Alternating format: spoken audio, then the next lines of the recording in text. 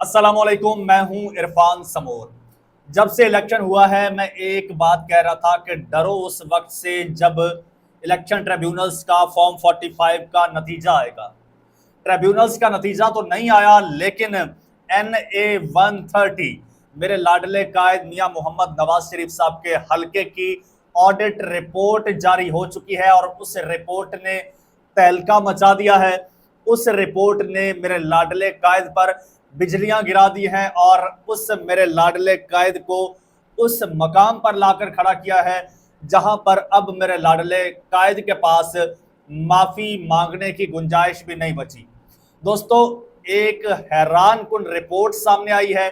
पूरी audit report सबूतों के साथ सामने आई है, जिसमें बताया गया है कि मेरे लाडले कायद ने किस तरह से 8 फरवरी वाले इलेक्शन में 9 फरवरी को वोट डलवाकर धांधली की, कितने वोट एक्स्ट्रा डलवाए, डॉक्टर यास्मीन राशिद साहिबा के कितने वोट कम करवाए, किस तरह से पूरे इलेक्शन को मैनिपुलेट किया गया और उस हल्के का ताज किस तरह से मेरे लाडले कायद के सर पर रखा गया। मुमकिन है कि ये रिपोर्ट आपने पढ़ ली हो, लेकिन सवाल ये पैदा होता है कि ये रिपोर्ट जारी क्यों की गई।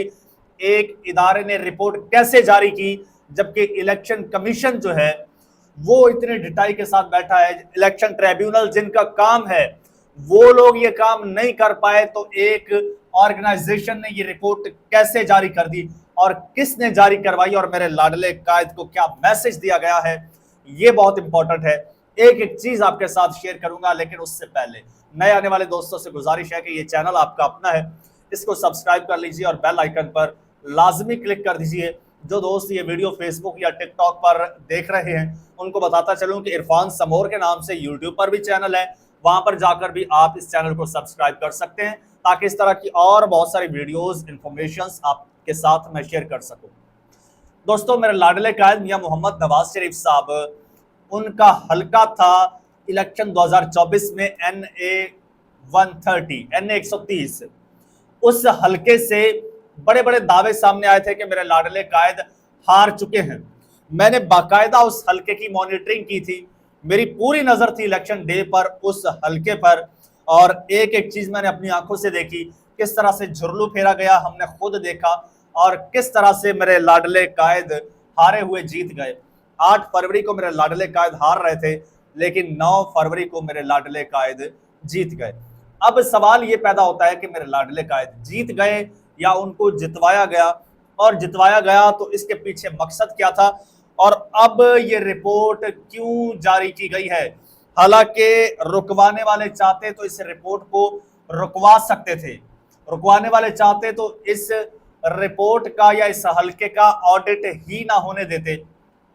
लेकिन ये एक हल्का नहीं है, 20 हल्के हैं जिनका ऑडिट हुआ है।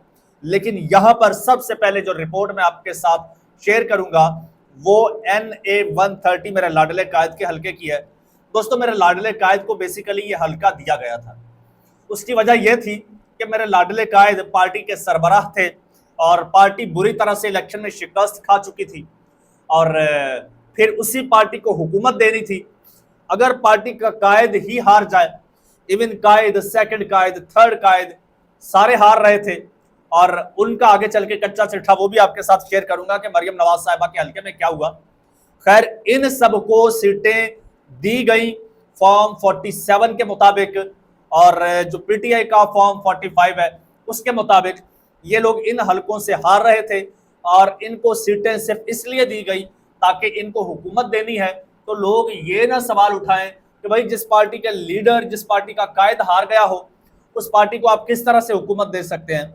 जिस पार्टी की मेन कोर लीडरशिप ही इस इलेक्शन में हार गई हो, तो क्या वो अखलाकी तौर पर, कानूनी तौर पर या किसी भी तौर पर गवर्नमेंट बनाने की हकदार है? बिल्कुल नहीं। तो ये एक जवाब पैदा करने के लिए इनको सीटें दी गई, और दूसरी वजह यह थी कि ये सीटें जो दी गई ये बेसिकली डोरे थी, ये इन लोगों की डोरे थी जो इनको सीटें देने वालों ने अपने हाथों में रखी।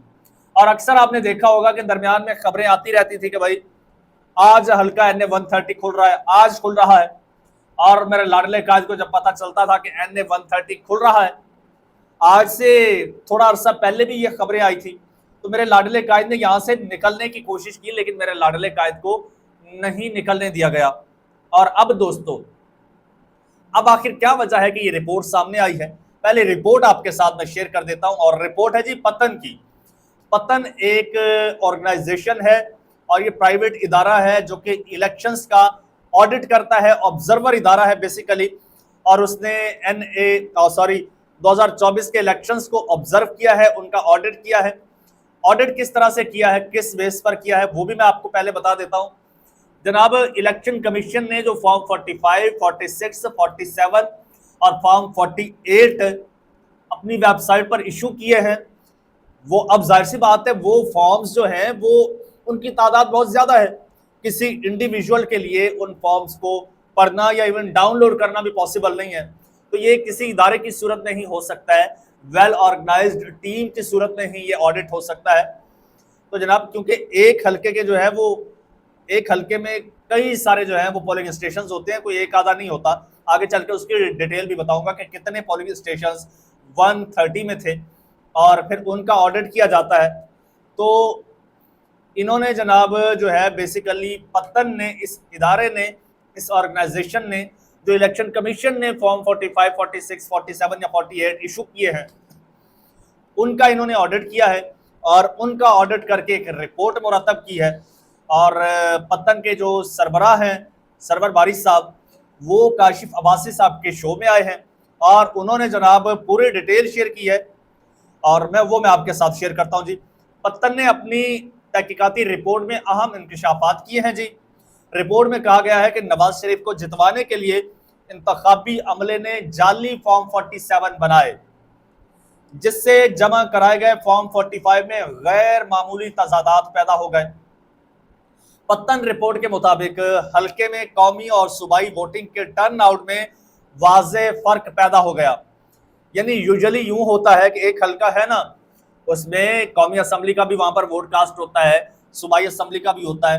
जाहिर सी बात है, तो वो बराबर होता है, ऑलमोस्ट बराबर होता है, क्योंकि एक बंदे ने जाना है जिसने कौमी असेंबली का वोट कास्ट करना है, उसने साथ में सूबाई का भी करना है।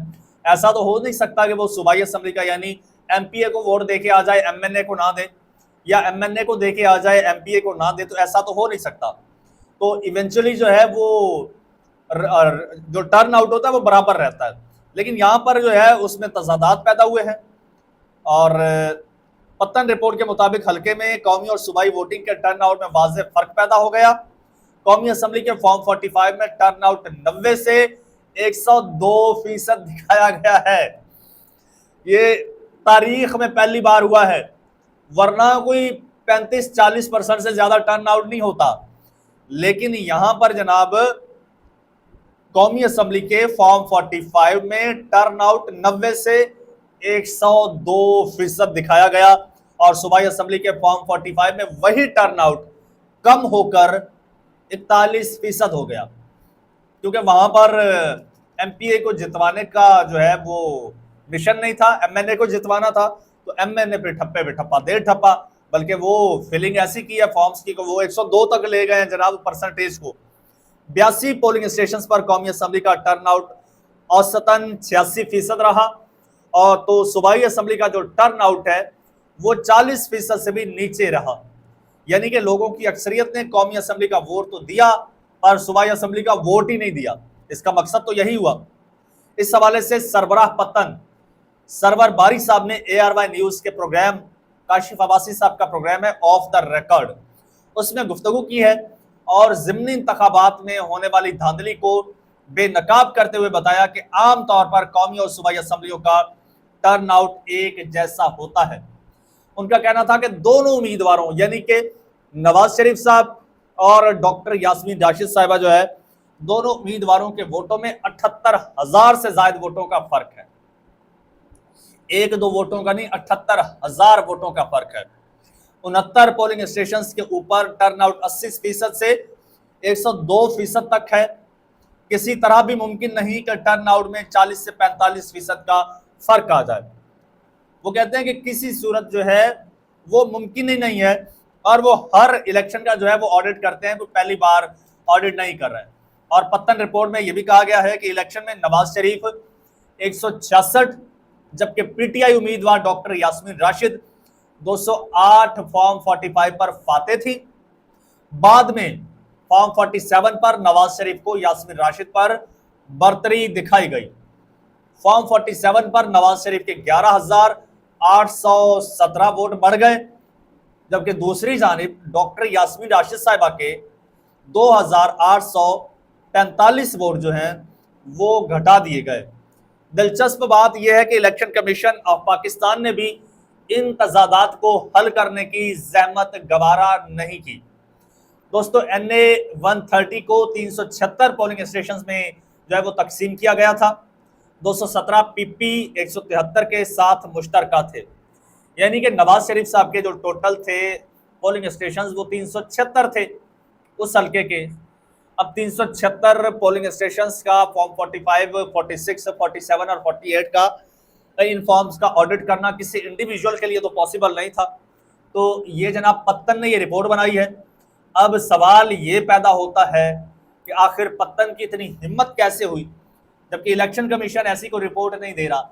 इलेक्शन कमीशन जो गलतियां हैं उनको दुरुस्त नहीं कर रहा, जो जुर्लू फेरा गया है उसको दुरुस्त नहीं कर रहा। जिसका एक्चुअल काम है, जिसको इसके पैसे मिलते हैं, तनख्वाह मिलती है, जिसकी आईनी जिम्मेदारी है, जिसकी कानूनी जिम्मेदारी है, वो इस पर आंखें बंद किए हुए है और कोई कानून उसको पूछता भी नहीं है। यानी कोई तो है ना जो उस इलेक्शन कमीशन को के सर पे हाथ रखे हुए था कि भाई रिपोर्ट जारी नहीं करनी, कोई रिजल्ट नहीं देना, कोई दुरुस्ती नहीं करनी, ठीक है। लेकिन आखिर क्या वजह बनी? कोई तो है जो चाहता है कि अब इनकी हार जो है वो अफशा की जाए। अब वो कोई कौन है और क्या चाहता है ये आप भी अच्छी तरह से जानते हैं। कमेंट सेक्शन आपके लिए, इसमें अपनी कीमती राय का इज़हार कीजिएगा। चैनल आपका अपना, इसको सब्सक्राइब कर लीजिए, बेल आइकन पर क्लिक कर दीजिए और मुझे इजाजत दीजिए।